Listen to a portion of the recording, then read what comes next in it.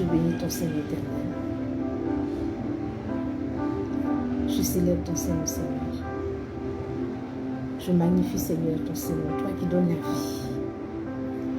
Je te célèbre, je te magnifie, Seigneur. À toi soit la gloire. Je te rends grâce, Seigneur, pour toutes les femmes, Seigneur. Merci pour tous les hommes, Seigneur, que tu as créés. Et merci particulièrement pour toutes les femmes, Seigneur. Demain, tu leur fais la grâce, Seigneur, de faire la fête des mères, Seigneur. Je bénis ton Seigneur. Je te dis merci pour le souffle de vie. Merci pour la force que tu leur donnes. Merci pour ton amour que tu le manifestes. Merci pour ton soutien, pour ta fidélité. Sois glorifié. Je te bénis, Seigneur, je ne cesserai de te bénir. Et toutes les femmes par ma voix te rendent grâce et te disent merci pour ta fidélité. Merci. Sois infiniment béni. Que toutes les femmes, Seigneur, servent à ta gloire. Que toutes les femmes, Seigneur, servent à ta gloire. Que toutes les femmes, Seigneur des Seigneurs Tout-Puissants, soient des instruments de ta gloire. Béni sois-tu, Père, au nom puissant de Jésus. À toi seul la gloire et l'honneur, au nom puissant de Jésus. Amen. Bien-aimés du Seigneur, je vous salue dans le précieux, merveilleux nom de notre Seigneur Jésus. Bonjour, bonjour, bonjour, au nom du Christ Jésus. Que Dieu vous bénisse. Je suis Odéla Pélagie Adou. Je sers le Seigneur Jésus et j'ai la joie de partager ce moment avec vous. Demain, c'est la fête des mères, en tout cas en Côte d'Ivoire. Et j'ai bien voulu faire cette vidéo pour parler sur la femme.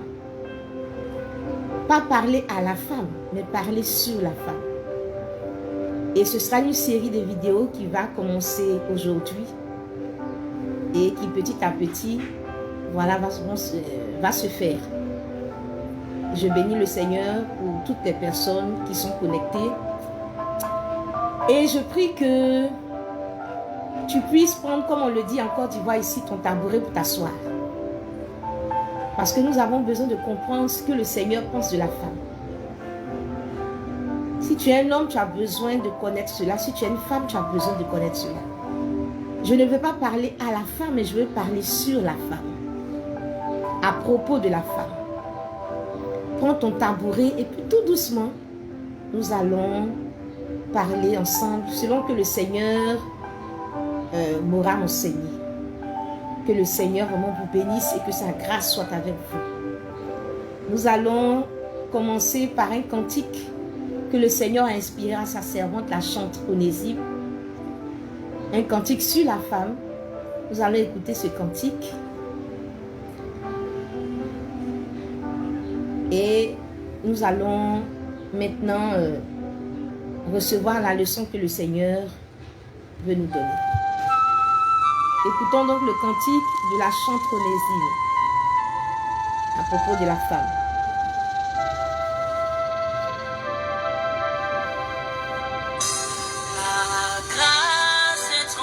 La grâce est trompeuse et la beauté est vaine. Mais la femme qui craint l'Éternel,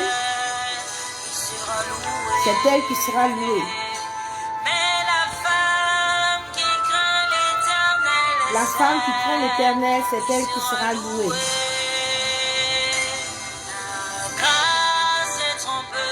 La grâce est trompeuse.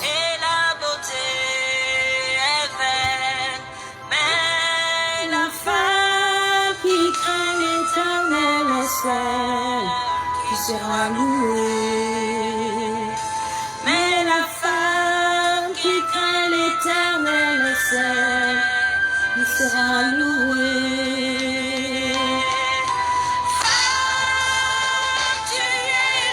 Femme, tu as une grâce de l'Éternel.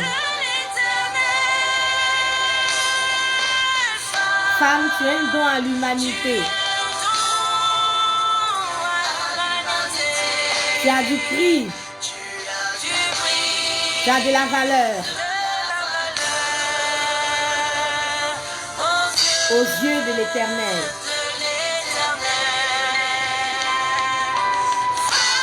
Femme, tu as une grâce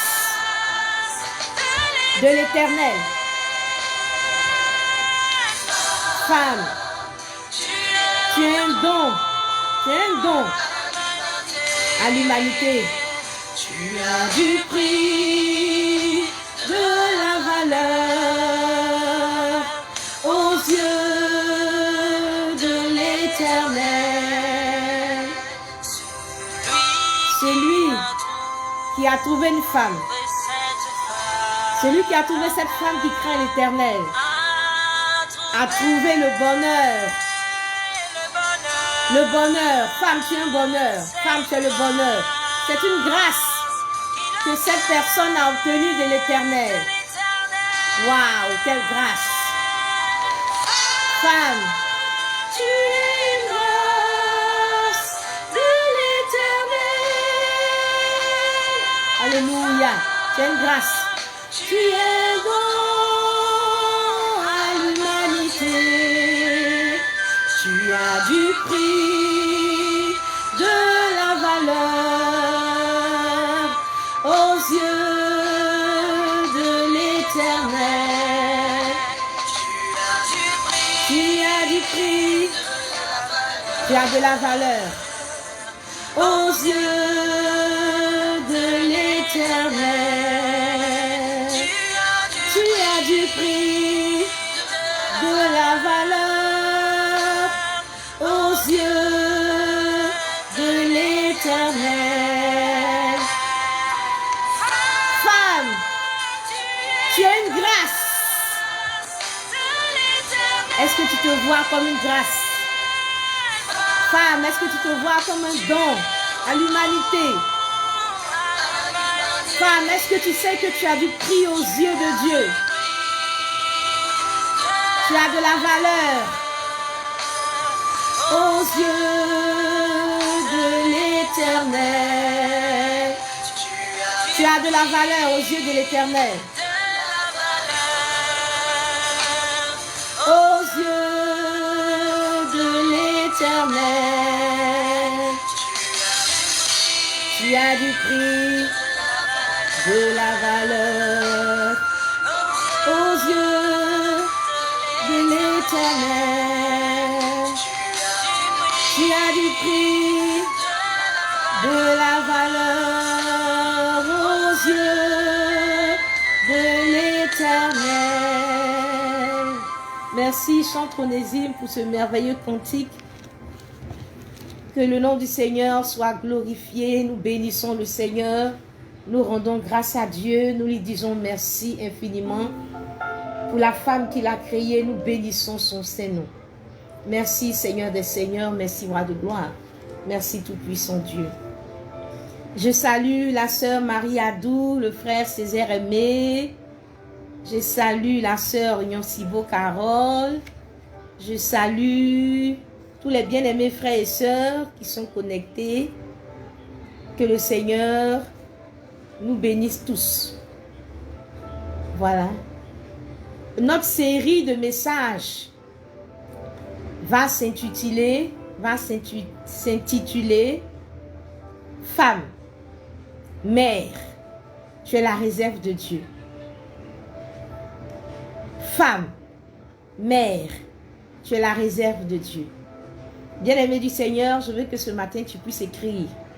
Chers frères, chères sœurs, je veux que tu écrives. Femme, mère, tu es la réserve de Dieu. Femme, mère, tu es la réserve de Dieu. Et comme on le dit en Côte d'Ivoire, prends ton tabouret, il faut t'asseoir. On n'est pas pressé. On veut laisser le Seigneur nous parler sur la femme, nous parler à propos de la femme. Prends ton tabouret et puis tu t'assois et puis tu ne bouges pas jusqu'à ce que le message soit complètement terminé. Et comme j'ai dit, c'est une série de messages. Donc aujourd'hui, c'est la première partie.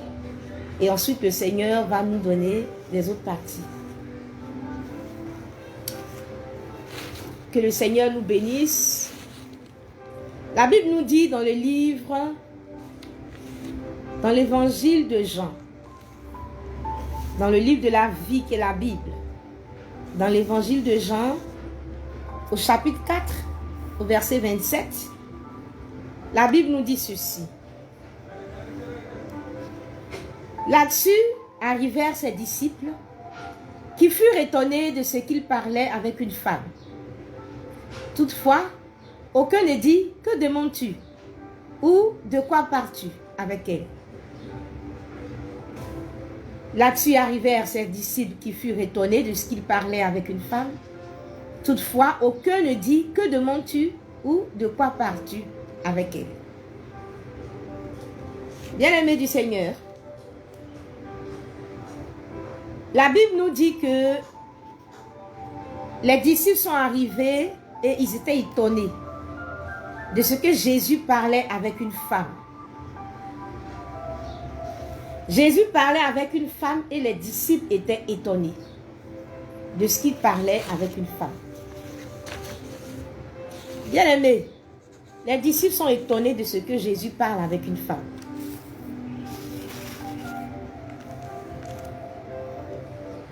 Tu as entendu bien étonné. Oui, c'est le mot étonné. Jésus parle avec une femme, les disciples sont étonnés. L'étonnement est, selon le dictionnaire, une émotion ou une vive surprise causée par un événement ou une réalité qui conduit à se poser des questions. Quand tu es face à une réalité ou un événement qui t'amène à te poser des questions, on parle d'étonnement. Un événement ou une réalité qui conduit à se poser des questions du fait de son caractère inhabituel, inattendu, étrange, difficile à expliquer. Parce que tu te retrouves devant une situation inhabituelle, tu es étonné. Tu as une émotion qui t'amène à te poser des questions. Parce que ce qui se passe est inhabituel ou inattendu, ou étrange, ou difficile à expliquer. Et les disciples se sont retrouvés devant un tableau où Jésus était en train de parler à une femme. Et la Bible dit qu'ils étaient étonnés. Ils étaient dans une certaine émotion qui leur donnait de se poser des questions. Parce que le tableau qu'ils voyaient Jésus en train de parler avec cette femme était inhabituel, était inattendu pour eux, était difficile à expliquer. Bien-aimés du Seigneur, chers frères et sœurs, les disciples arrivent et ils trouvent Jésus en train de parler avec une femme. Et ce passage, nous l'avons tiré de l'évangile de Jean au chapitre 4, de cet épisode qui parle de la rencontre de Jésus avec la femme samaritaine. Bien-aimés du Seigneur, pourquoi les disciples sont étonnés? Pourquoi ils sont étonnés? Normalement, ils parlent aux femmes. La Bible parle de la belle-mère de Pierre. Pierre a une belle-mère. Donc, il parle à sa femme. Il parle aussi à sa belle-mère. Donc, pourquoi être étonné? Pourquoi être étonné quand nous savons que Jésus a eu affaire à la femme à la perte de sang? Jésus a guéri cette femme. Jésus a guéri la fille de la femme cananéenne. Jésus a rencontré un certain nombre de femmes. Mais pourquoi ils sont étonnés? S'ils sont mariés, c'est qu'ils ont affaire à des femmes. Ils échangent avec des femmes. Bien-aimés du Seigneur, cette histoire parle d'une réalité plus profonde qu'une simple relation d'un homme avec une femme. Ils sont étonnés parce que cet échange de Jésus avec cette femme révèle une réalité plus sérieuse, plus profonde, plus importante qu'une simple relation d'un homme et d'une femme. Il s'agit bien de Jésus le Messie, de Dieu sur la terre. Et il est sur la terre pour le royaume de Dieu. On rentre dans une sphère spirituelle, dans une sphère religieuse. Et je peux dire que là-bas, en ce moment-là, la femme n'avait pas une place ou une place de choix. Et cette femme, elle se rendait à son puits pour puiser son eau. cette femme samaritaine, sans s'occuper de cet homme, Jésus, qui était près du puits. Cette femme n'a pas demandé à parler à Jésus, mais c'est Jésus qui a créé le contact et qui s'est adressé à cette femme. Bien-aimés du Seigneur, les disciples étaient étonnés parce qu'en ce moment-là, les histoires de religion, tout ce qui concerne le service de Dieu, la femme n'avait pas une place de choix. Bien-aimés du Seigneur, parce que selon certains, cette femme est celle-là qui a mangé en premier le fruit. Elle a mangé en premier le fruit défendu et donc elle n'a pas de place en ce qui concerne les affaires du royaume. Je veux que tu retiennes et que tu écrives, les disciples étaient étonnés. Les disciples étaient étonnés de voir Jésus parler à une femme. Les disciples étaient étonnés de voir Jésus parler à une femme. Bien-aimés du Seigneur, les disciples étaient dans un esprit tel que ils ne pouvaient pas s'attendre à ce que Jésus parle à une femme. Et l'état d'esprit des disciples se confirme avec les paroles de l'apôtre Paul. Plus tard, l'apôtre Paul exprime aussi la pensée des disciples, que nous verrons dans 1 Timothée au chapitre 2, à partir du verset 12. 1 Timothée.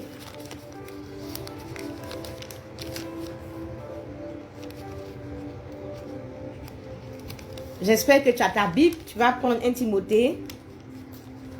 Excusez-moi.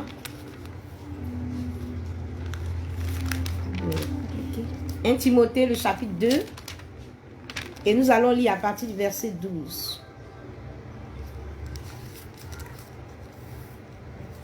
La parole de Dieu dit ceci. Nous allons lire même à partir du verset 11.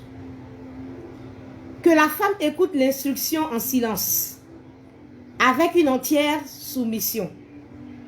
Je ne permets pas à la femme d'enseigner, ni de prendre de l'autorité sur l'homme, mais elle doit demeurer dans le silence. Car Adam a été formé le premier, Ève ensuite. Et ce n'est pas Adam qui a été séduit, c'est la femme qui, séduite, s'est rendue coupable de transgression.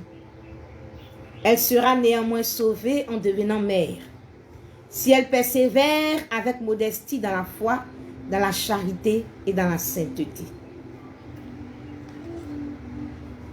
Voici l'état d'esprit, la pensée des disciples qui a été confirmée plus tard par l'apôtre Paul, consignée dans les Écritures. La femme doit écouter l'instruction dans le silence. Elle doit être dans le silence. Je ne permets pas à la femme d'enseigner, ni de prendre de l'autorité sur l'homme, mais elle doit demeurer dans le silence. Car Adam a été formé le premier ensuite, et c'est la femme qui a été séduite, qui s'est rendue coupable de transgression. Et la Bible nous dit que elle sera néanmoins sauvée en devenant mère, si elle persévère avec modestie dans la foi, dans la charité et dans la sainteté. Donc, bien-aimés du Seigneur, voici la pensée des disciples.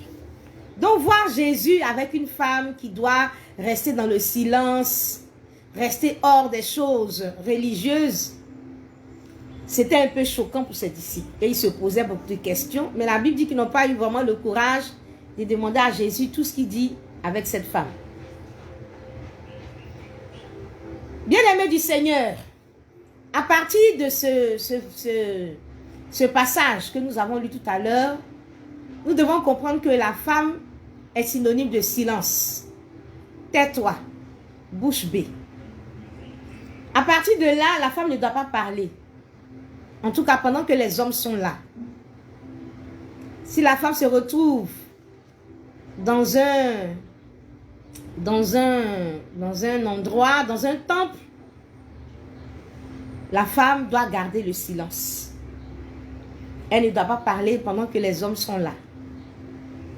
J'attire l'attention sur le fait de parler.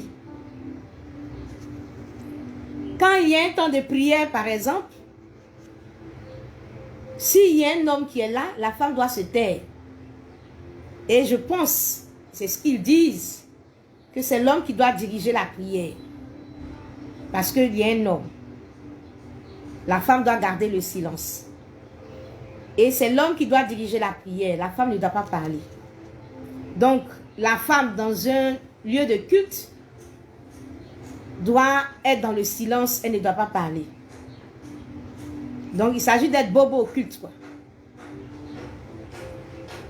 Parler, ne pas parler. Il s'agit de ne pas parler, de garder le silence. Donc, je suppose même que la femme n'a même pas le droit de dire Alléluia ou Amen. Si le pasteur dit vous êtes béni, la femme ne doit pas dire Alléluia, Amen, gloire à Dieu. Puisqu'elle doit rester dans le silence. Moi, je prends les choses telles qu'elles sont. Hein. La femme ne doit pas parler, la femme doit rester dans le silence. Elle ne doit rien dire. Voilà. Donc, normalement, la femme ne doit même pas dire Alléluia, elle ne doit même pas dire gloire au Seigneur. Elle doit rester bouche bée. En tout cas, si on prend ces passages au premier niveau. Certains disent que les femmes créent tous les problèmes dans les églises. C'est pourquoi Dieu leur demande de se taire. Qu'elles parlent trop. Qu'elles sont émotives. Donc, elles racontent tout et n'importe quoi. Bien-aimés du Seigneur, il y a beaucoup de choses qui se disent à ce sujet. La femme doit se taire. Tais-toi. Bien-aimés du Seigneur, à l'église, à l'intérieur du temple, comme à l'extérieur du temple, cette parole est rappelée aux femmes tous les jours. Je veux bien me rappeler dans les rues, quand notre mère spirituelle, que je salue, la prophétesse chante merci et félicité, leader de la mission Louange et Vie, quand notre mère évangélisait dans les rues, nous la suivions aussi et nous évangélisons aussi dans les rues. Il y a de cela plus de 15 ans.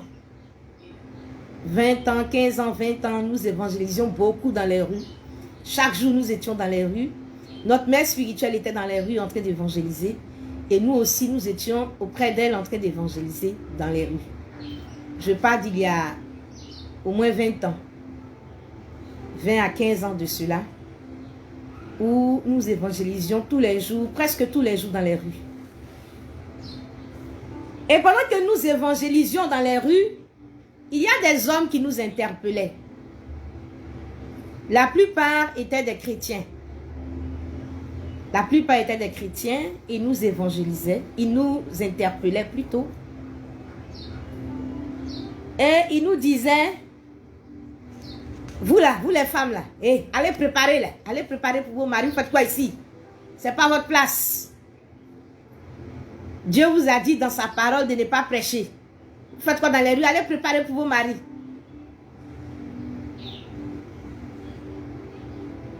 Il y a des moments même où nous étions menacés. J'ai dit bien menacés. À des endroits même là, il y a des gens qui voulaient nous lapider. Des hommes, pour la plupart, il y a aussi quelques femmes aussi, qui nous rappelaient aussi que ce n'était pas notre place d'être dans les rues en train d'évangéliser, que nous devions être à la maison en train de préparer pour attendre nos maris.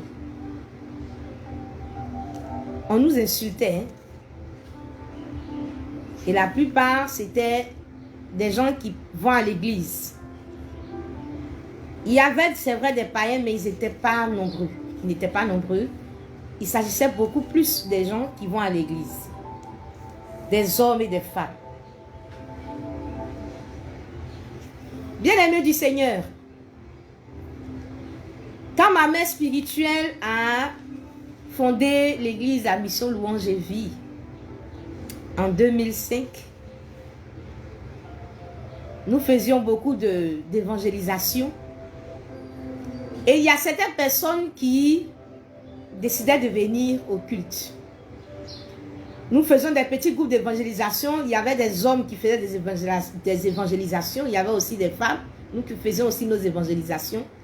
Et certains hommes acceptaient de venir au culte. Il y a des hommes, quand ils arrivaient au culte, et qui voyaient notre mère spirituelle à la chair en train de prêcher, ils sortaient du temple. Certains même disaient, attends, moi je ne savais pas que c'était une femme qui prêchait ici, une femme qui était leader ici. Vous m'avez dérangé, mais c'est une abomination. Moi je vais m'asseoir et puis une femme va me dire quoi? Elle va me prêcher, elle va me dire quoi? Bien-aimé du Seigneur, plusieurs personnes ont eu ce comportement. Ils sortent. Non, aïe, attendons ici, là, c'est une église ou c'est une femme, quoi. Non, nous, on n'a rien à faire là. Qu'est-ce qu'une femme va nous dire? On nous insultait dans les rues. Il y a des moments où on était menacés. À un moment donné, on ne faisait plus les évangélisations nous seuls, mais on associait des hommes. Et ces hommes-là étaient arrêtés. Ils nous attendaient, on évangélisait. Et puis quand on finissait, on partait pour éviter d'être menacés et tout ça. Nous étions entre deux feux. Nous étions entre deux feux. Entre le feu du Saint-Esprit qui brûlait en nous et le feu du rejet des hommes sur le terrain. Des hommes grand H. Mais avec une majorité de mal. Nous étions en deux feux, le feu du Saint-Esprit qui brûlait en nous et le feu du rejet des hommes sur le terrain. Injures, persécutions, menaces. Le Saint-Esprit nous parle, le Saint-Esprit nous demande de nous lever. Chaque jour, nous étions visités par le Seigneur en songe, dans les visions. Il posait sa volonté dans notre cœur. Nous avions des convictions profondes pour faire l'œuvre du Seigneur. Mais ce n'était pas facile. Bien-aimé du Seigneur, peut-être qu'une femme se retrouve dans ce que je dis.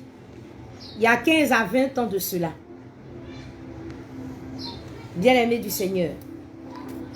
Sur le terrain, on va essuyer injures, persécutions et menaces.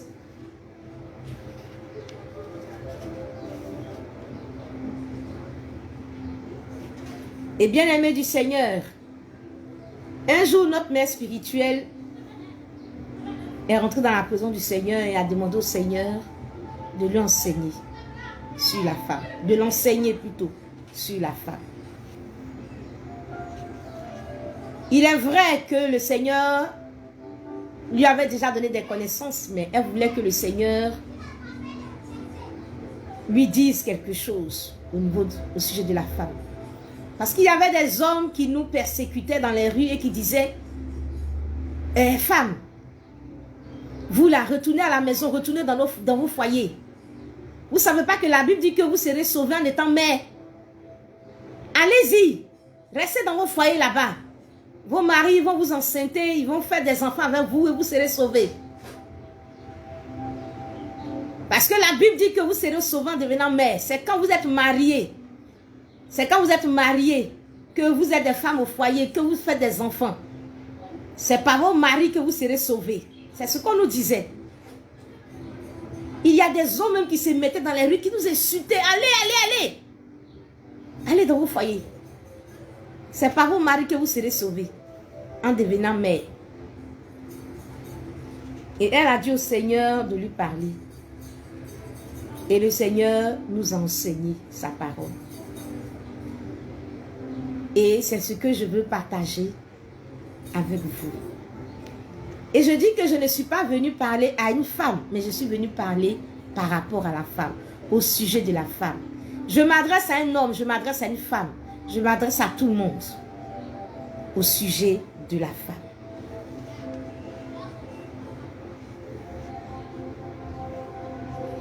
Nous savions une chose, c'est que l'esprit qui était en nous était l'esprit de Dieu. Nous savions que c'était l'esprit de Jésus. Et les gens utilisaient la parole de Dieu contre nous. Et nous avons dit au Seigneur, nous avons parlé au Seigneur, nous avons dit, toi, esprit de Dieu, tu es Dieu avec nous, tu es notre Emmanuel. Tu es Dieu avec nous. Jésus a dit qu'il est plus avantageux que l'Esprit de Dieu vienne, qu'il parte et que l'Esprit de Dieu vienne. Donc c'est beaucoup avantageux que toi, le Saint-Esprit, tu sois là. Et donc si c'est plus avantageux, tu es mieux placé pour nous parler, pour nous enseigner. Et nous disions que l'Esprit de Dieu qui est en nous, qui nous demande de nous lever là, cet esprit-là ne peut contredire la parole de Dieu. Or, la parole de Dieu dit, femme, tu ne dois même pas enseigner, tu dois rester dans le silence. Donc, comment devons-nous comprendre cela? Bien-aimés du Seigneur, nous avons dit au Saint-Esprit, mais l'Esprit ne peut pas faire quelque chose qui va contredire la parole. Tu ne peux pas nous appeler au ministère. Et puis cela va être en contradiction avec la parole. Explique-nous, parle-nous Seigneur. Explique-nous. Et je veux que quelqu'un dise, parle-nous Seigneur. Que quelqu'un dise, parle-nous Seigneur.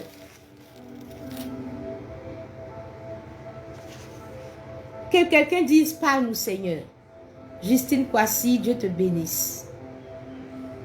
Servante de Dieu Genèse Lima, que le Seigneur te bénisse. Que quelqu'un dise, écrive, parle-nous Seigneur.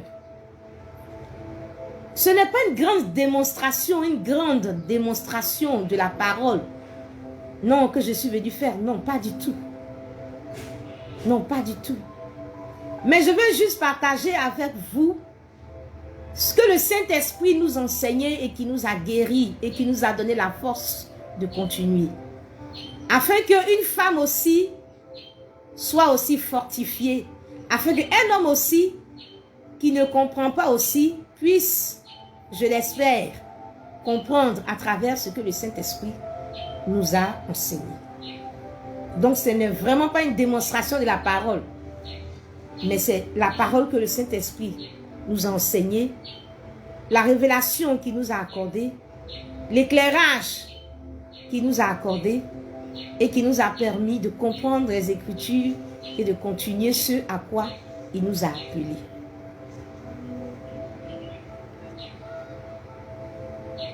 Bien-aimés du Seigneur, je veux dire à chacun de nous que Paul a dit, le passage que je viens de lire, que la femme écoute l'instruction en silence avec une entière soumission. Je ne permets pas à la femme d'enseigner ni de prendre de l'autorité sur l'homme, mais elle doit demeurer dans le silence. Car Adam a été formé le premier, Ève ensuite. Et ce n'est pas Adam qui a été séduit, c'est la femme qui séduite s'est rendue coupable de transgression. Elle sera néanmoins sauvée en devenant mère, si elle persévère avec modestie dans la foi, dans la charité et dans la sainteté. Bien-aimés du Seigneur, je vais vraiment vous étonner, mais je vais dire à chacun de nous que tous ceux qui disent que la femme ne doit pas enseigner, doit rester dans le silence, je veux dire qu'ils ont raison. Dans un premier temps. Ils ont raison parce que ce sont les Écritures. C'est écrit noir sur blanc. Et ça ne soude aucun doute. Ils ont raison. Paul est d'accord avec eux. Et moi-même, je suis d'accord aussi avec eux. Parce que c'est clair. Silence. Silence. Et tous ceux aujourd'hui qui sont les défenseurs du silence de la femme, je dis que dans un premier temps, ils ont raison. Mais en même temps aussi, ce qui me dérange, c'est que dans leur communauté, pendant qu'ils disent que la femme doit rester dans le silence, la femme fait un certain nombre de choses. La Bible dit qu'elle ne doit pas parler. Si on prend la chose au premier niveau, la Bible dit qu'elle ne doit pas parler. Donc, elle doit se taire. Elle doit fermer la bouche jusqu'à se retrouver à la maison. Mais on entend ces femmes-là dans les communautés disent « Amen, Alléluia, gloire au Seigneur ». La femme ne se tait pas. Hein? Normalement, ceux qui suivent cette pensée-là devaient faire respecter le silence de la femme. Elle ne doit rien dire. Bien aimés, ceux qui suivent cette parole à la lettre au premier niveau, nous remarquons aussi que les femmes chantent dans leurs églises. C'est encore plus grave parce qu'une femme qui appelait dans le silence, chanter, elle prend la parole. Mais pourquoi elle chante alors? Elle doit rester dans le silence.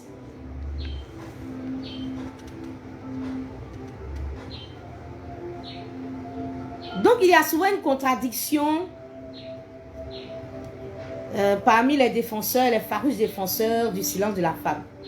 Pourtant elle qui alléluia, elle doit garder le silence. Elle chante, pourtant elle doit garder le silence. Ou elle fait les annonces. Souvent elle fait des activités où elle dit quelque chose dans l'église. Pourtant elle doit garder le silence. Ou elle est monitrice, elle enseigne les enfants. Pourtant, elle doit garder le silence. Bien-aimés du Seigneur, les Écritures que nous avons lues tout à l'heure disent que la femme ne doit pas enseigner ni prendre l'autorité sur l'homme. Elle doit rester dans le silence. Mais il y a un verset particulièrement qui a attiré notre attention par le Saint-Esprit. Et c'est ce verset-là que le Saint-Esprit a pris pour nous parler. 1 Timothée, le chapitre 2, le verset 15. Le verset 15 dit ceci. Elle sera néanmoins sauvée en devenant mère, si elle persévère avec modestie dans la foi, dans la charité et dans la sainteté. Elle sera néanmoins sauvée en devenant mère, si elle persévère avec modestie dans la foi, dans la charité et dans la sainteté. Bien-aimés du Seigneur, chers frères, chères sœurs, chers amis, elle sera néanmoins sauvée en devenant mère. Nous avons ici le mot néanmoins, qui est un adverbe, qui marque l'opposition. On peut remplacer le mot néanmoins, s'il est trop compliqué, par cependant, toutefois, ou bien avec tout cela. Et je veux paraphraser en disant, elle sera cependant sauvée en devenant mère. Elle sera toutefois sauvée en devenant mère. Bien-aimés du Seigneur,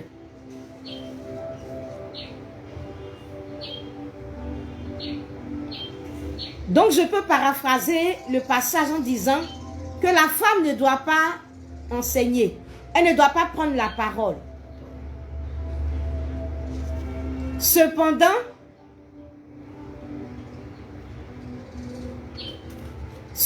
la femme peut enseigner, la femme peut prêcher, la femme peut parler en devenant mère. La femme n'enseigne pas, la femme ne parle pas. Cependant, ou bien toutefois, la femme pourra le faire si elle devient mère. Est-ce que tu écoutes la parole du Seigneur? Je ne permets pas à la femme d'enseigner. Cependant, si la femme devient mère, elle peut enseigner. La femme sera cependant sauvée en devenant mère. Elle sera cependant sauvée. Là encore, il y a un minimum. Parce qu'ici, en disant sauver, il ne s'agit pas du salut de l'âme, du salut de la vie éternelle. Non, ce serait trop grotesque. On n'est pas sauvé de l'enfer en devenant maman. Ce n'est pas que je vais prendre une grossesse et puis je vais accoucher et puis en accouchant, je suis sauvée. Non, on n'est pas sauvé en devenant mère. Donc, il ne s'agit pas du salut, de la vie éternelle. Mais il s'agit simplement de comprendre par le mot sauver, échapper. Échapper. Donc, ce passage nous dit que la femme sera cependant sauvée. Elle va échapper à cette règle-là en devenant mère.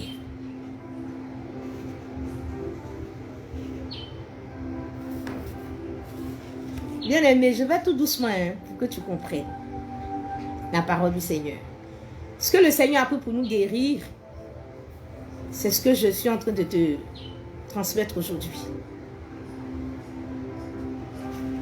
Elle sera sauvée en devenant mère.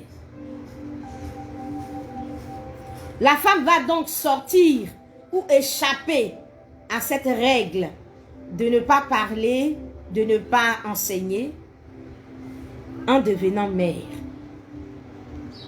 Donc l'enfantement de la femme, la maternité de la femme est la condition pour ne plus voir cette règle-là s'appliquer.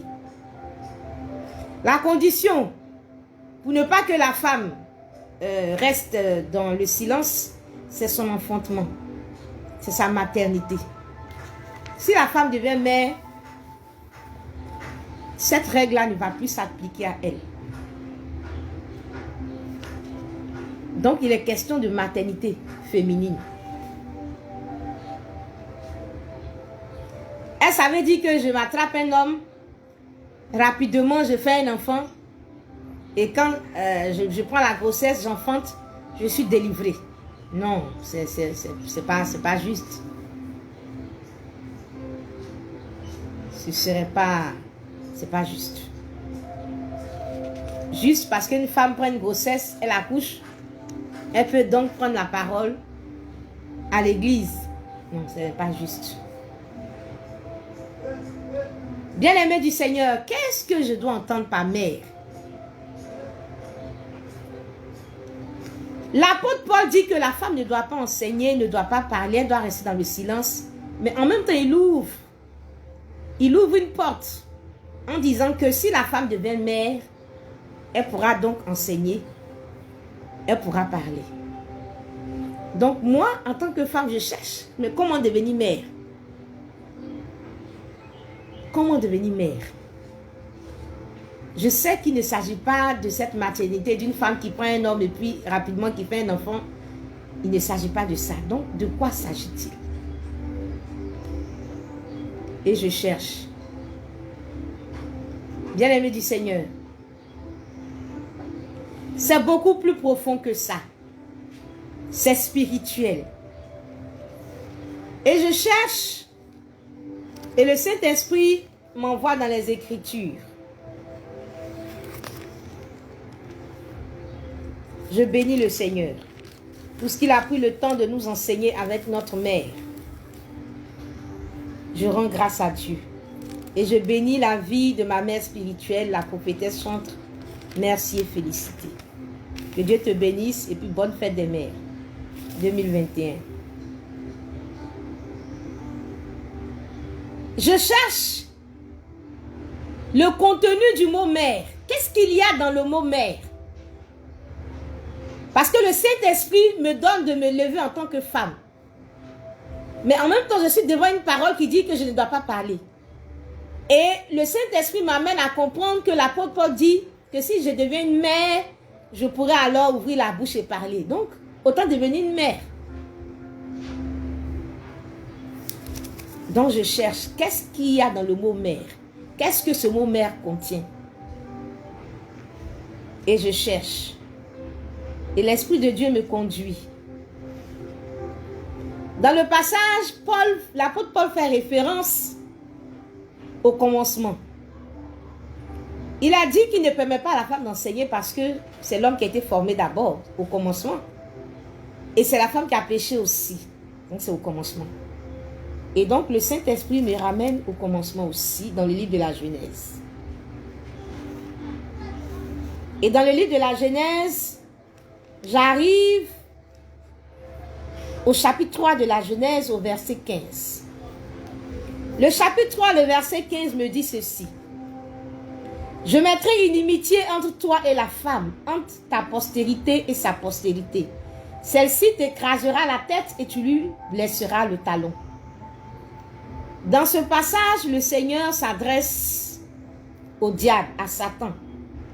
Après la chute, quand le Seigneur a commencé à juger, à parler, à sanctionner, il s'adresse au diable et il lui dit, « Toi, Satan, je mettrai inimitié entre toi et la femme, entre ta postérité et sa postérité. Celle-ci t'écrasera la tête et tu lui blesseras le talon. »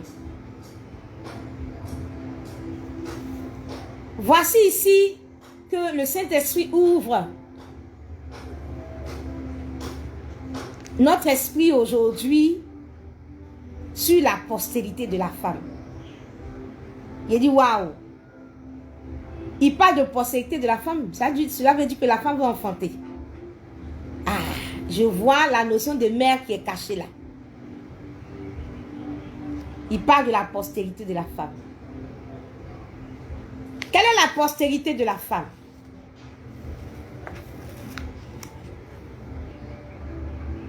Ou qui est la postérité de la femme? Le Seigneur dit, je mettrai inimitié. Quand il parlait au diable, il parlait au futur. Il dit, je mettrai inimitié. Il dit au diable, un temps arrive. Il dit au diable, un temps vient, où je vais mettre inimitié entre toi et la femme, entre sa postérité et ta postérité. Un temps arrive dans le futur. Moi, je ferai une action. Donc, au moment où il parle à la femme, la chose devait intervenir plus tard. Un temps arrive, un temps vient, où le Seigneur va mettre inimitié. C'était donc une prophétie. Il dit au diable dans l'avenir, un temps viendra où je mettrai inimitié. Je mettrai l'hostilité entre la femme et toi. Entre toi et la femme. Entre la postérité de la femme et ta postérité. Il dit au diable, un temps arrive où je vais mettre l'inimitié, l'hostilité, la guerre entre toi et la femme. Entre ta postérité et sa postérité. Bien-aimé, et si je comprends ce passage, je comprends que quoi? Un temps arrive où la femme va enfanter, où la femme va devenir mère, où la femme aura une postérité à elle. Un temps arrive où la femme va enfanter, la femme va devenir mère, elle aura une postérité à elle. Mais comment une femme peut avoir une postérité à elle seule? Comment une femme peut avoir une postérité à elle seule? Pour que la femme enfante, il faut qu'il y ait un homme. Pour que la femme enfante, il faut qu'il y ait un homme. Mais là, la parole de Dieu me dit,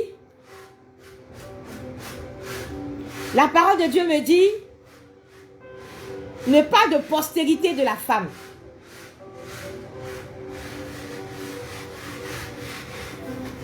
Donc, comment cela peut être possible? Comment cela peut être possible? Comment la femme peut avoir une postérité à elle? Bien-aimé du Seigneur, c'est une grande question. Le Saint-Esprit nous avons encore dans les Écritures.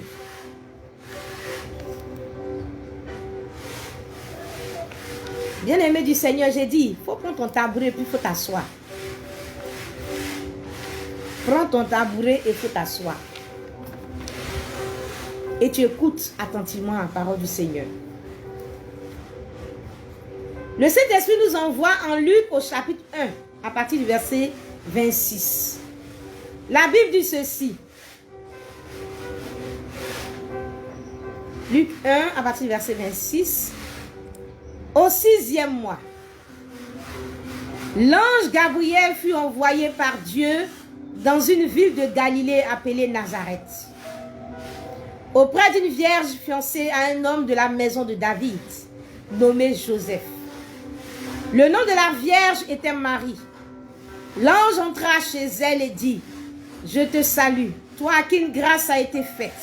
Le Seigneur est avec toi. » Troublée par cette parole, Marie se demandait ce que pouvait signifier une telle salutation. L'ange lui dit, « Ne crains point, Marie, car tu as trouvé grâce devant Dieu. Et voici, tu deviendras enceinte, et tu enfanteras un fils, et tu lui donneras le nom de Jésus. Il sera grand et sera appelé Fils du Très-Haut. Et le Seigneur, Dieu, lui donnera le trône de David, son père.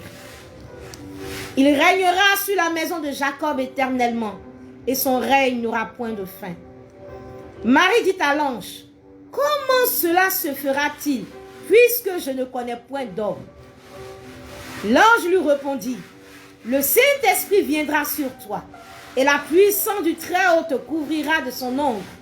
C'est pourquoi le Saint-Enfant qui naîtra de toi sera appelé Fils de Dieu. » Amen. Comment cela se fera-t-il, puisque je ne connais point d'homme? L'ange lui dit, « Le Saint-Esprit viendra sur toi. La puissance du Très-Haut te couvrira de son ombre. C'est pourquoi le Saint-Enfant qui naîtra de toi sera appelé Fils de Dieu. » Bien-aimés du Seigneur, nous cherchons la postérité de la femme. L'apôtre Paul a dit, « Femme, reste dans le silence, ne parle pas, n'enseigne pas, ne dis rien.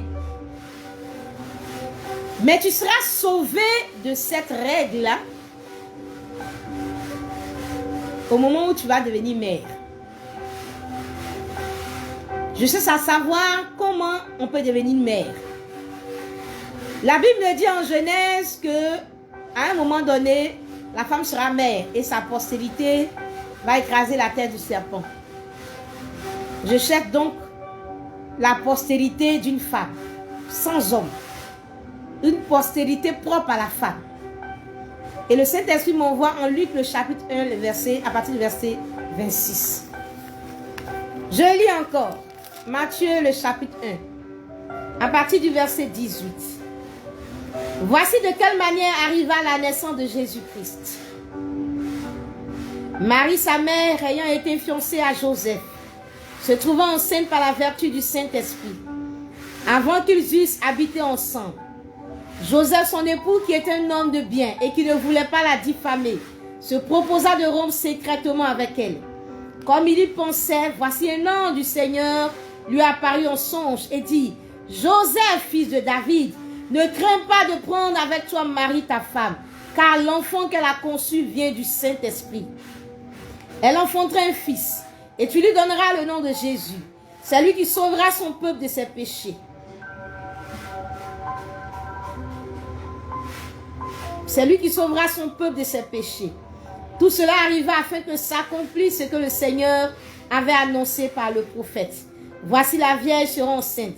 Elle enfantera un fils et on lui donnera le nom d'Emmanuel. Ce qui signifie Dieu avec nous. Joseph s'étant réveillé fit ce que l'ange du Seigneur lui avait ordonné. Il prit sa femme avec lui, mais il ne la connut point jusqu'à ce qu'elle eût enfanté un fils auquel il donna le nom de Jésus. Joseph fit ce que l'ange lui avait dit, mais il ne la connut point jusqu'à ce qu'elle eût enfanté un fils auquel il donna le nom de Jésus. Jésus est l'enfant qui a été conçu par le Saint-Esprit dans les entrailles d'une femme. Elle n'a pas connu d'homme. Et son fiancé Joseph ne l'a pas connu jusqu'à ce qu'elle ait enfanté. Il ne l'a connue point jusqu'à ce qu'elle ait enfanté. C'est un enfant qui n'a pas de semence masculine. Il n'y a pas eu la semence de l'homme. Il n'y a pas eu de spermatozoïdes. Non, il n'y a pas eu. C'est une femme. Et le Saint-Esprit a conçu dans les entrailles de cette femme. Le Saint-Esprit est venu sur elle. Elle a commencé à dire à l'ange qui a annoncé l'enfant. Mais comment est-ce que cela va se faire puisque je ne connais point d'homme? Parce que ce qui est normal, c'est que je puisse connaître un homme et puis enfanter. Mais là, je ne connais point d'homme. Il dit oui. Le papa de l'enfant là, ce ne sera pas un homme, hein. Ce ne sera pas un spermatozoïde. Hein. Non, ce sera le Saint-Esprit. Qui lui-même qui va venir concevoir l'enfant dans le ventre de la femme. Et elle va enfanter. Ça sera une postérité de la femme. J'ai dit waouh, gloire au Seigneur. J'ai trouvé la postérité de la femme. Et je veux que tu acclames le Seigneur. Waouh! Nous avons beaucoup avancé. Beaucoup avancé. Parce que nous avons trouvé dans la parole de Dieu, pas dans un témoignage quelconque, pas dans l'expérience de la vie de quelqu'un, pas parce que quelqu'un m'a dit, non, parce que les Saintes Écritures nous montrent qu'une femme a enfanté un enfant qui était propre à elle, qui n'était pas le fruit d'une relation avec un homme. C'est la postérité d'une femme. C'est à partir des Écritures que l'on dit à la femme qu'elle ne doit pas enseigner. C'est à partir des Écritures aussi que le Saint-Esprit nous enseigne et nous éclaire. L'apôtre Paul dit, elle ne doit pas enseigner. Elle doit rester dans le silence. Mais elle sera néanmoins sauvée en devenant mère. Moi, je cherche. Je cherche. Par le Saint-Esprit, j'arrive à Genèse. On parle de postérité de la femme. Un temps viendra où la femme va enfanter une postérité qui va écraser la tête du serpent. Et je cherche et je trouve. Marie. Que tout le monde écrive Marie. Marie a été cette femme-là qui a une postérité propre à elle. Voici la postérité de la femme. Cette postérité-là qui sera blessée à la croix et qui va écraser la tête du serpent. Bien-aimés du Seigneur, voici la postérité de la femme dont on va parler en disant, ils l'ont vaincu à cause du sang de l'agneau. Jésus est la postérité de la femme. Jésus est venu faire la guerre et écraser la tête du serpent. Voici la postérité de la femme. Le Seigneur nous a dit que la postérité de la femme sera en inimitié avec le diable, avec la postérité du diable.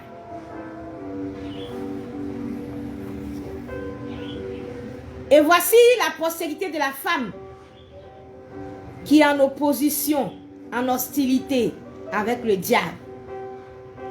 Bien-aimés du Seigneur, il n'y a aucun doute qu'il s'agit de Jésus. La Bible nous dit que le Fils de Dieu a apparu afin de détruire les œuvres du diable. Voici la postérité de la femme qui est venue dans le monde pour détruire les œuvres du diable. Et tout le temps que le Seigneur Jésus a passé sur la terre, il a passé tout son temps à détruire les œuvres du diable. La Bible nous parle et nous dit qu'il a dépouillé les dominations et les autorités. Il les a livrées publiquement en spectacle en triomphant d'elles par la croix.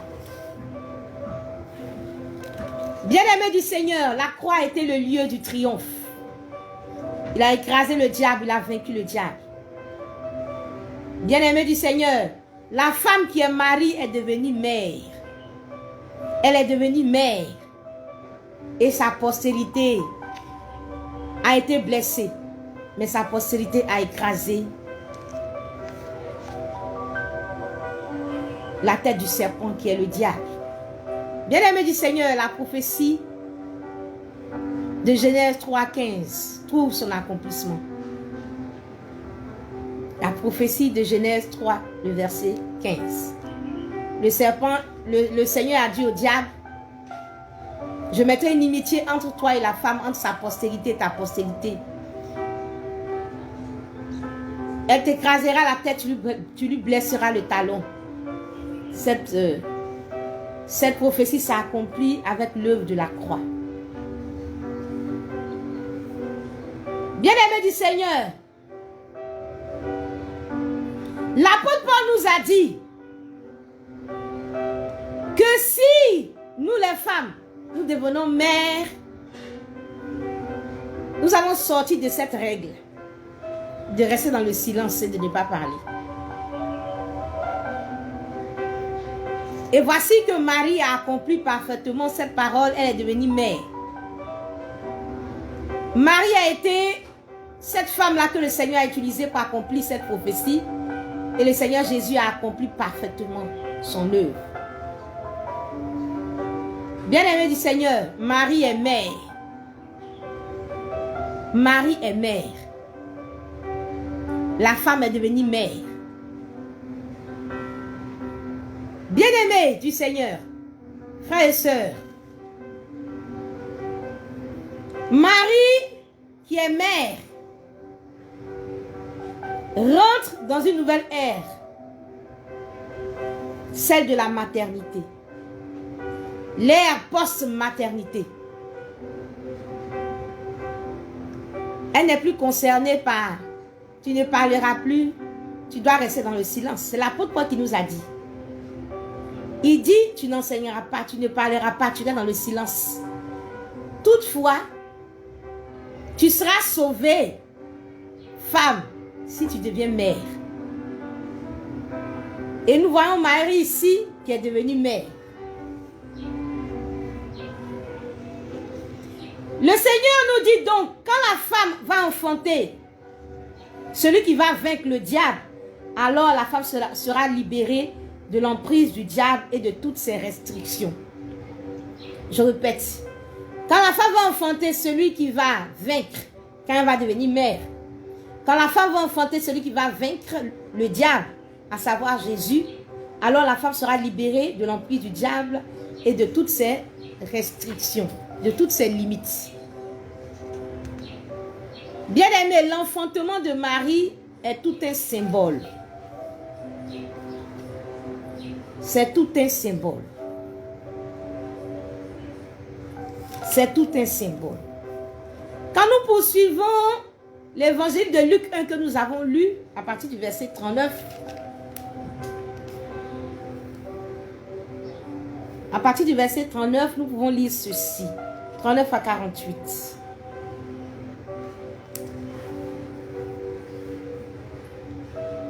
Dans ce même temps, Marie se leva et s'en alla en hâte vers les montagnes dans une ville de Juda. Elle entra dans la maison de Zacharie et salua Élisabeth.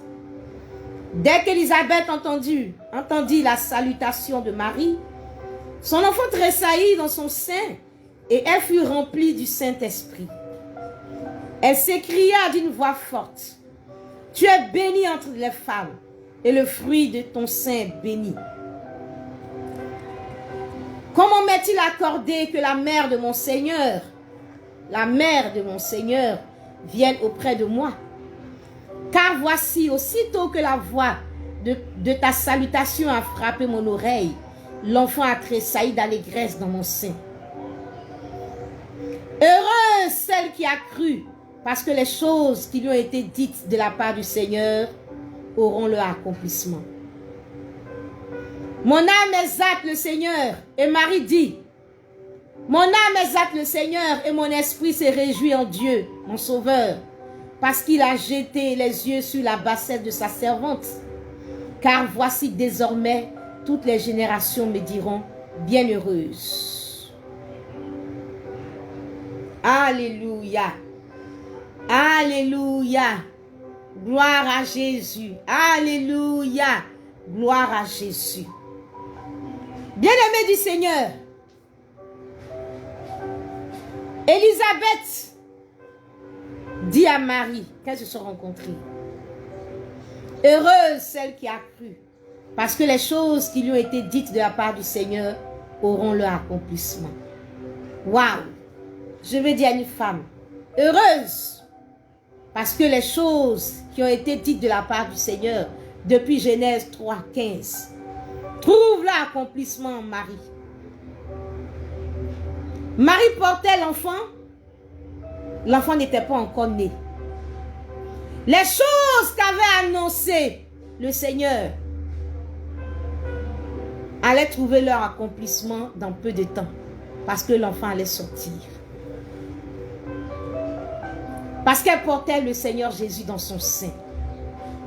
Parce qu'elle était sur le point de devenir mère. Et Marie dit, mon âme exalte le Seigneur et mon esprit s'est réjoui en Dieu, mon sauveur. Parce qu'il a jeté les yeux sur la bassesse de sa servante. Car voici, désormais toutes les générations me diront bienheureuse. Bien-aimé, Marie a parlé, hein. Élisabeth l'a bénie personnellement. Et Marie a répondu en disant ceci. Waouh! Ces deux femmes bénies, l'une qui porte le précurseur de Jésus et l'autre qui porte Jésus dans son sein. Ces deux femmes sont bénies. Et Marie répond en exaltant le Seigneur et en bénissant le Seigneur qui a jeté les yeux sur la bassesse de sa servante. Elle dit, oh, elle bénit le Dieu qui a jeté les yeux sur la bassesse de sa servante. Bien-aimé, cette parole doit attirer ton attention. Il a jeté les yeux sur la bassesse de sa servante. Il a jeté les yeux sur la bassesse de sa servante. Il a jeté les yeux, le regard sur la bassesse de sa servante. Bien-aimé, par le mot bassesse, on peut comprendre beaucoup de choses. Et donc, nous pouvons comprendre que Marie dit, elle exalte le Seigneur, elle s'est réjouie en Dieu, son Sauveur. Elle invoque le Sauveur qui a jeté le regard sur la bassesse de sa servante, sur la petitesse de sa servante, sur l'indignité de sa servante, sur l'infamie de sa servante. Je me réjouis en mon Sauveur qui a jeté les yeux sur l'ignominie de sa servante, la médiocrité de sa servante, la faiblesse de sa servante, l'action vile de sa servante, l'action déshonorante de sa servante. Elle bénit le Seigneur de ce qu'il a jeté un regard sur la bassesse de sa servante, la médiocrité de sa servante. Bien-aimé du Seigneur, mais quand moi je jette le regard dans la parole, je n'ai pas vu là où Marie a été médiocre, où elle a commis une action vile, là où elle a commis une action déshonorante. Je n'ai pas vu. La Bible ne donne pas un témoignage bizarre de Marie où Marie a posé un acte bizarre. Mais bien aimé du Seigneur, tu dois comprendre pourquoi Marie va dire ça. Qu'a-t-elle fait? Rien du tout. C'était une jeune vierge. Mais bien aimé du Seigneur, tu dois comprendre que Marie ici s'identifie à la femme. Marie dit, j'exalte le Seigneur et mon esprit se réjouit en Dieu mon Sauveur. Parce que mon Dieu est en train de me sauver aujourd'hui. En jetant le regard sur la femme. Sur l'action que la femme a posée dans le jardin d'Éden. Sur le fait que la femme ait pris le fruit défendu. Sur le fait que la femme ait péché. Sur le fait que la femme ait composé avec le diable. Elle s'est réjouie. Parce qu'aujourd'hui, il a jeté un regard sur la bassesse, la faiblesse, la médiocrité de sa servante, femme. Ce que la femme a fait. Et elle dit, car voici désormais toutes les générations me diront bienheureuse. Bien-aimées, ces femmes-là étaient très connectées. Ces deux femmes, mère de Jean-Baptiste et mère de Jésus, étaient très connectées.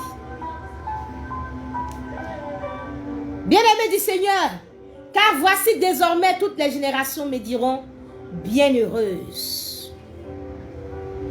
Marie est en train de dire, et elle disait, la grâce que tu me donnes aujourd'hui de te porter, de t'enfanter, toi Jésus, toi mon Sauveur, toi Jésus, toi mon Sauveur. La grâce que tu me donnes aujourd'hui d'être mère en tant que femme, pas en tant que mari, mais représentant des femmes, en tant que symbole de toutes les femmes. Merci.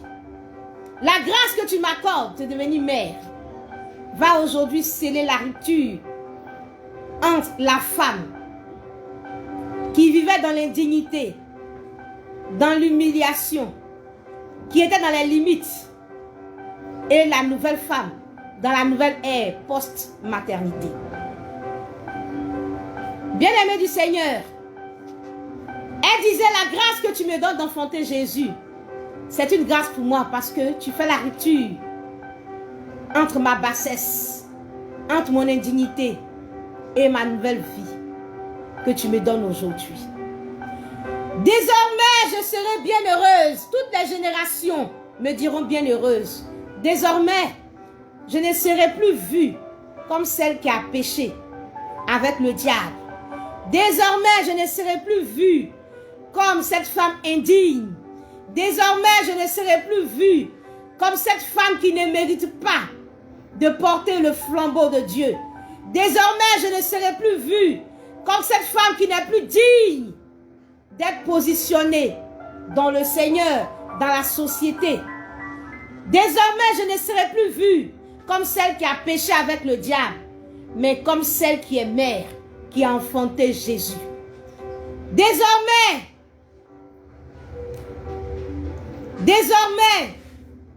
je ne serai plus appelée celle qui a péché dans le jardin, mais je serai appelée celle qui a enfanté Jésus. Et c'est de moi, c'est de ma postérité que viendra celui qui va vaincre le diable.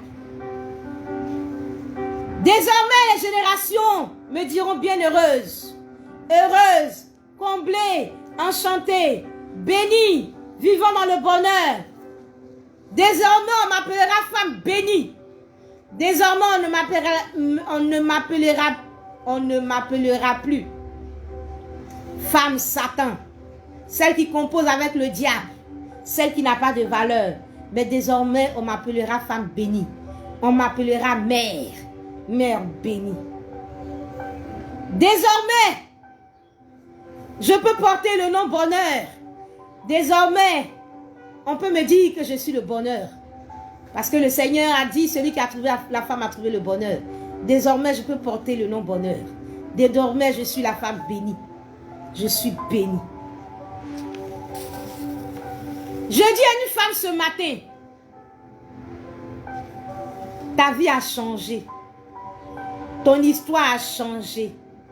Parce que tu es devenue mère. Parce que tu as porté Jésus. Tu es bien heureuse.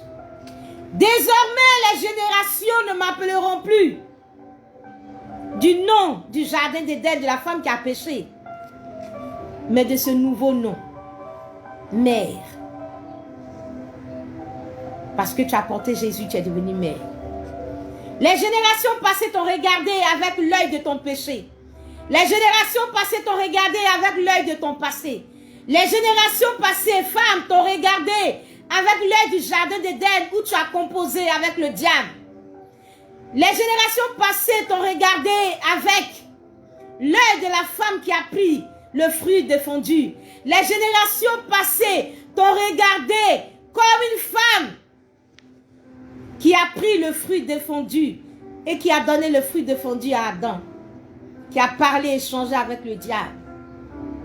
Mais Dieu a écrit ton histoire, une histoire nouvelle en enfantant Jésus. C'est par la femme que le péché est rentré dans le monde. Et c'est par elle que Dieu fait venir le sauveur du monde. C'est par la femme que le péché est rentré dans le monde. Et c'est par elle que Dieu fait venir le sauveur du monde. C'est par la femme que le diable est rentré au milieu des hommes et a fait beaucoup de mal. Mais c'est par la femme aussi que Dieu vient dans le monde. Bien-aimé, la femme a été comme le virus.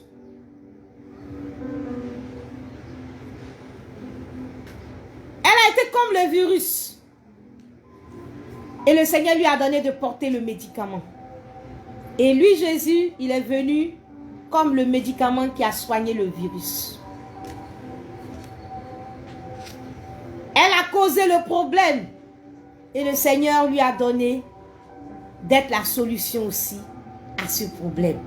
Gloire soit rendue au Seigneur. Dieu a changé ton histoire. Dieu a regardé à ta bassesse. Et il a réécrit ton histoire. Je bénis le Seigneur. Je rends grâce à Dieu. Tu es mère. Il a jeté les yeux sur la bassette de sa servante. La femme servante de Dieu recouvre la dignité de servant de Dieu. Désormais, toute femme à l'image de Marie recouvre sa dignité. Désormais, toute femme à l'image de Marie va aussi recevoir une visite du Saint-Esprit qui va venir sur elle, qui va la couvrir de sa puissance et lui donnera aussi d'enfanter. Et elle deviendra aussi mère. Que Dieu nous bénisse. Bien-aimés du Seigneur, je vous ai dit que il y a beaucoup de choses enseignées. Je vais partir petit à petit.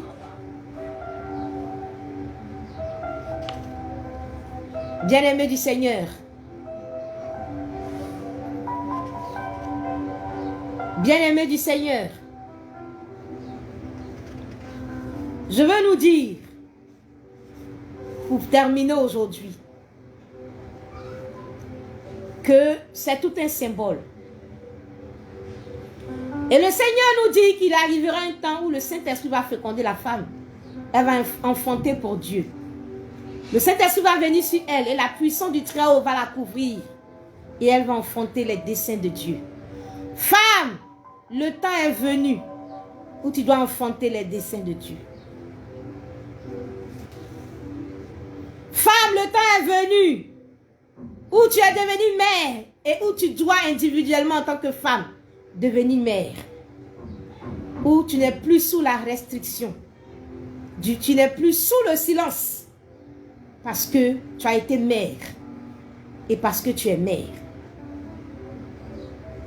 Bien-aimés du Seigneur, rendons grâce au Seigneur. Bénissons le Seigneur. Et disons Alléluia. Gloire et honneur à Jésus. Bien-aimés, je vous ai dit que c'est une série. Et j'ai commencé aujourd'hui. J'ai commencé aujourd'hui.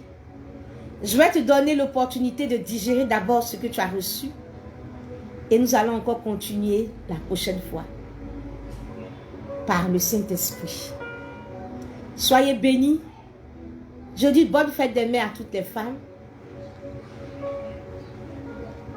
Je dis bonne fête des mères à toutes les femmes. Bonne fête des mères à Merci et Félicité, mère de la mission Louange et Vie. Je dis bonne fête des mères à toutes les femmes. Bonne fête des mères à toutes les femmes. Que Dieu vous bénisse.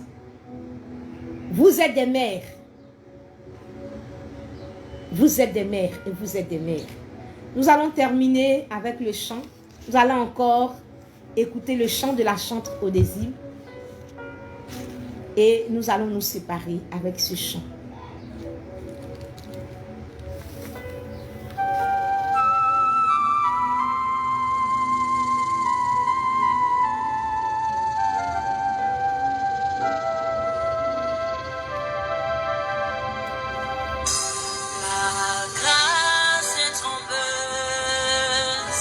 La beauté est vaine, mais la femme qui craint l'Éternel est celle qui sera louée.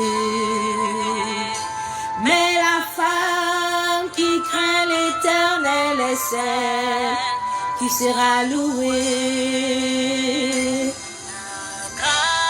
Est trompeuse et la beauté est vaine.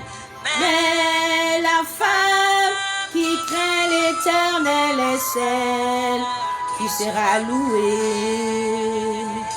Mais la femme qui craint l'Éternel est celle qui sera louée. Femme, tu es une grâce de l'Éternel. Femme, tu es un don. Tu es un don. Chante, Onésime, tu es un don. Dieu te bénisse. Tu es un don à l'humanité. Femme du monde entier, femme de Corée Kipra, femme d'Issia, femme de Gagnoa, femme de Korogo. Tu es une grâce Dallas, femme de Dargou, femme d'Akradio, femme de Yassap, femme de Nouvelle-Oustrou, femme de Vieille-Aclos, tu as une grâce. Femme du Chili, femme du Japon, femme des États-Unis, femme du Népal, tu as une grâce, tu as un don de Dieu. Tu as un don de Dieu.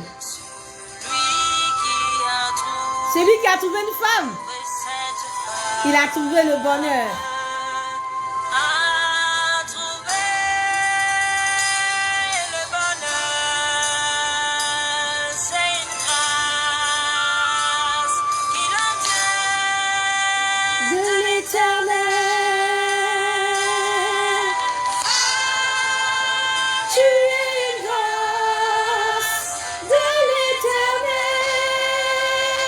Alléluia.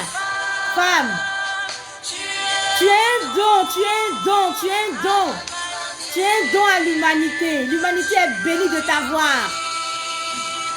De la valeur aux yeux de l'Éternel. Tu as du prix, de la valeur aux yeux de l'Éternel. Tu as du prix, de la valeur aux yeux de l'Éternel. Que Dieu nous bénisse. Je vous aime. Justine Kwasi, je vous aime. Carole Déen, je vous aime. Dieu nous bénisse. À Jésus la gloire. Femme, tu es bénie. Nous bénissons le Seigneur d'avoir fait la femme. Nous pouvons dire, mon âme exalte le Seigneur et mon esprit se réjouit en Dieu, mon sauveur. Parce qu'il a jeté les yeux sur la bassesse de sa servante, car voici désormais toutes les générations me diront bienheureuse. Mon âme exalte le Seigneur. Mon âme exalte le Seigneur. Mon âme exalte le Seigneur.